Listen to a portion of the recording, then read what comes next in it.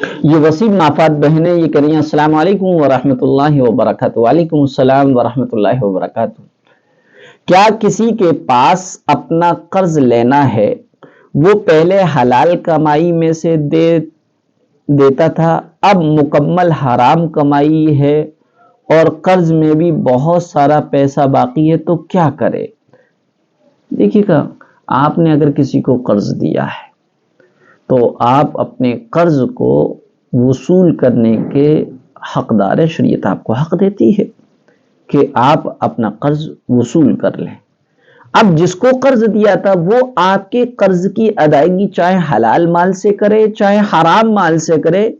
حلال، اور اگر وہ حلال سے کرا تو کوئی مسئلہ ہی نہیں ہے۔ جس کو آپ نے قرض دیا ہے وہ آپ کے قرض کی ادائیگی حرام کمائی کی آمدنی سے کر رہا ہے، تو ایسی صورت میں آپ اپنا قرض وصول کر رہے ہیں، آپ کے لیے وہ حلال ہوگا اور آپ کا کوئی مواخذہ اور کوئی پکڑ آخرت میں نہیں ہوگی۔ ہاں، جس کو قرضہ دیا تھا وہ حرام ذرائع کو اپنا کر اور اس کے آمدنی سے آپ کو قرضہ دے رہا ہے تو اس کی اپنی پکڑ ہوگی، آپ کی کوئی پکڑ نہیں ہوگی۔ اسی طریقے سے کسی کی کمائی حرامہ کی ہے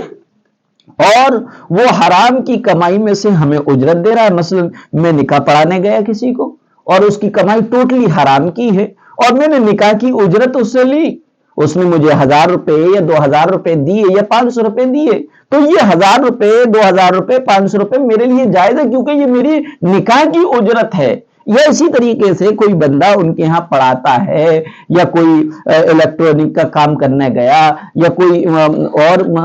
معمار ہے، مستری وغیرہ اس کے یہاں کام کرتا ہے اور وہ اس کو اجرت دیتا ہے، تو یہ اپنے کام کی اجرت لے رہا ہے، اس کی یہ اجرت لینا جائز ہے، اور وہ کسی حرام سے دے رہا ہے تو یہ اس کا اپنا فعل ہے، میرے لیے وہ جائز ہے، میرے لیے وہ حلال ہے۔ رہی اس کی کہ وہ حرام کام کو کر کے میری اجرت دے رہا تو اس کے بارے میں اس کی پکڑ ہوگی، میری پکڑ نہیں ہوگی، اس کے لیے وہ آمدنی حرام ہوگی، میرے لیے وہ آمدنی حلال ہے، جائز ہے۔